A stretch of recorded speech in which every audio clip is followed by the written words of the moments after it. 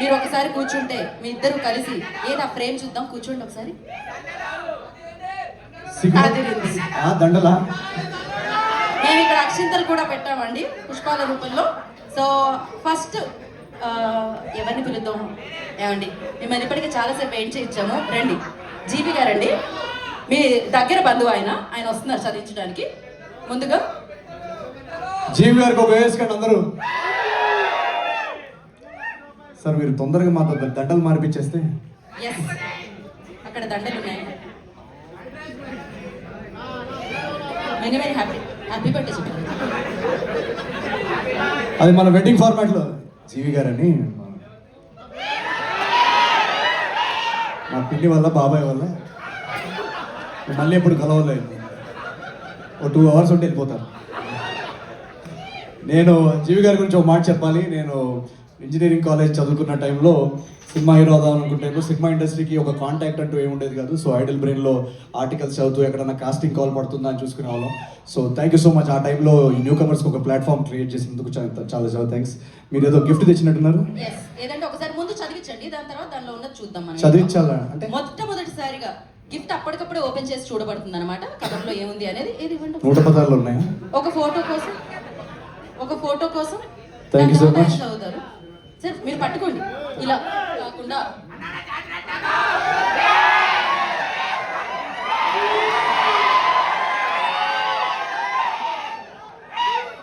జీవి గారు ఇప్పుడు ఏంటి అందులో ఏముంది ఒకసారి. Thank you so much. Raju గారు, జీవి గారు చాలా పెద్ద ఆయన కదా, అందులో ఏముందో చూడాలని ఉంది నాకు ఒకసారి. ఓకే, సో ఒక నిమిషం మీ ముందే ఓపెన్ చేసేస్తున్నా సార్. మీరేమనుకోరు. ఓకే, జీవి గారు ఏదో క్వశ్చన్ రాసుకొని వచ్చారు, దీనిలో మీరే చదవండి. మళ్ళీ నేను మ్యానిపులేట్ చేశానంటారు. ప్రశ్న ఇక్కడ కూడా ప్రశ్నలా అండి. నేను ఇంకా 4-5 లక్షలు ఏమైనా పెట్టారేమో అనుకున్నాను కవర్లో. భీమవరంలో చేసిన చిలిపి పనులు, చదివింపులు 1,00,00,000 కోట్ల విషస్. అది మాటల్లో రాశారు. భీమవరంలో చేసిన శిల్పి పనులు ఏందో. యాక్చువల్లీ మీరు ఇప్పుడు భీమవరంలో శిల్పి పనులు అంటారు.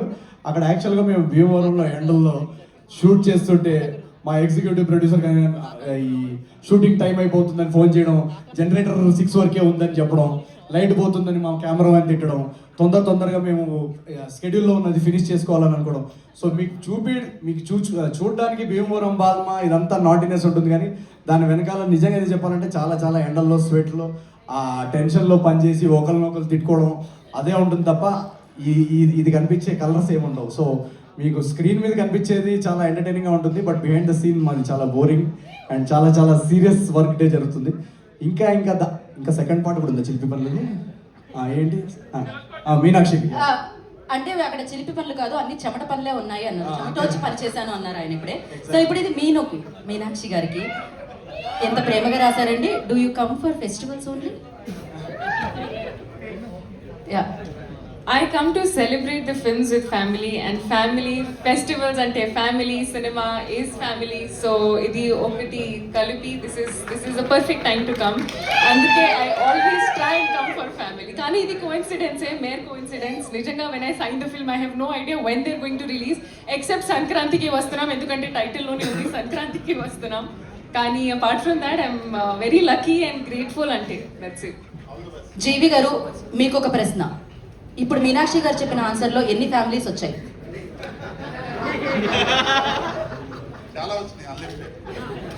అదనమాట, అన్ని ఫ్యామిలీస్ థియేటర్కి రాబోతున్నాయి. And thank you so much GV గారు. Thank you. రాజు గారికి మీకు ఉన్న బంధాన్ని ఇలానే కొనసాగించాలని మళ్ళీ కోరుకుంటున్నాము. ఫోటో అయిపోయింది. Thank you so much GV గారు. ఇందాక జీవి గారు చెప్పినట్టు యాక్చువల్గా పండక్కి మా సినిమా రావట్లేదు, తెలుగు సినిమా అంటేనే ఆడియన్స్కి పండగ. So thank you so much.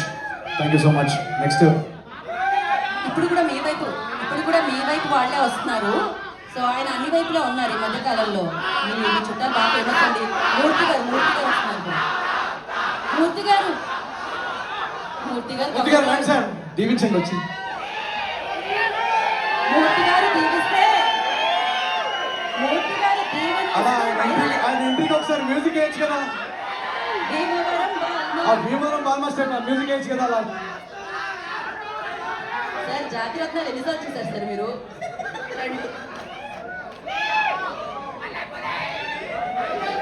అయ్యో ముందుగా ఫోటో సార్, మీరు కవర్లు ఇస్తే ఫోటో. ఓ అలా.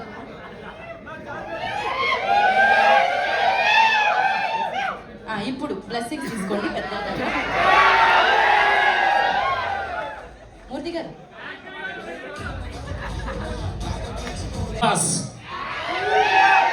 టాలీవుడ్ మెగాస్టార్ చిరంజీవి గారు వీళ్ళకి పోటీగా వస్తున్నారు. మీరు నర్వస్గా లేదా?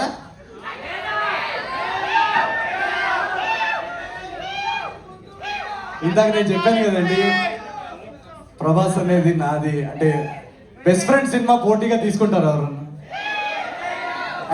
అండ్ ఈసారి ఇందాక మెగాస్టార్ గారు గురించి చెప్పారు కాబట్టి మెగాస్టార్ గారిని చూసి ఓకే మనం ఒక నార్మల్ ఫ్యామిలీలో పుట్టినా కూడా మనం తెలుగు సినిమాలో స్టార్ అవ్వచ్చు అనే ధైర్యము అనే పాత్ చూపించింది మెగాస్టార్ గారు. సో ఈరోజు నేను కానీ నాలాంటి ఎంతోమంది నార్మల్ కుటుంబాల నుంచి వచ్చి సినిమా హీరో అయ్యారంటే దానికి ఫౌండేషన్ వేసింది చిరంజీవి గారు. సో అలాంటి గురుగారు సినిమా వస్తున్నప్పుడు మనకి నర్వస్నెస్ ఉండదు, ఎక్సైట్మెంట్ ఉంటుంది. ఎందుకంటే నేను ఫస్ట్ ఆర్టీసీ క్రాస్ రోడ్స్లో ఇంద్రా కానీ ఏ సినిమాలన్నా ఒక విజిల్ వేసి చూసిన ఆ ఎనర్జీ, అదే ఎనర్జీతో రేపు మనశంకర్ వరప్రసాద్ గారి సినిమా చూసి కూడా ఆ సినిమా చూసి మా సినిమాకి వచ్చి మా సినిమా కూడా ఎంజాయ్ చేస్తారనేది నాకు. సో నాకు కాంపిటీషన్ కానీ పోటీ కానీ అవన్నీ చాలా రాంగ్ వర్డ్స్ అవి.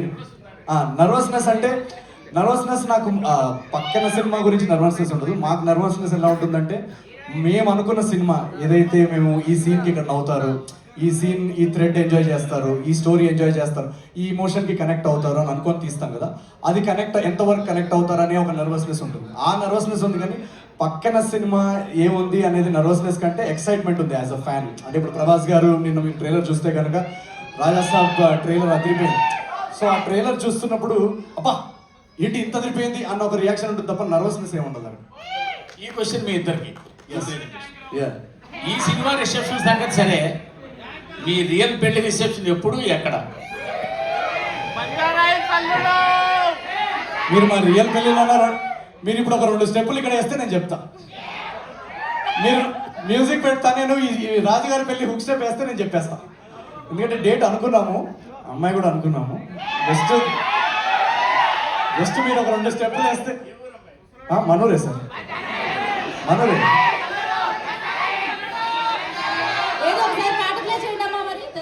మీరు ఒక 2 స్టెప్పులు వేస్తే నేను ఖచ్చితంగా డేట్ చెప్తా. The right person. ఇప్పుడు వెయిటింగ్, నేను కూడా వెయిటింగ్. అది నా కళ్ళ ముందు డెఫినెట్ గా అయితే ఐ విల్ మ్యారీ, కానీ at the right time. So మీకు ఏమైనా సంబంధాలు ఉంటే పంపించచ్చు కదా, మీరు నా నంబర్ కొంచెం మెసేజ్ చేయొచ్చు కదా. మా మమ్మీ డాడీ వల్ల అవ్వట్లేదు, మీరన్నా కొంచెం సెట్ చేయండి. ఏ యూఎస్ జింబాబ్వే అమ్మాయిని సెట్ చేసినా కూడా ఓకే. అది మీ ఆశీస్సులతో మీరే వేసేయండి. రండి.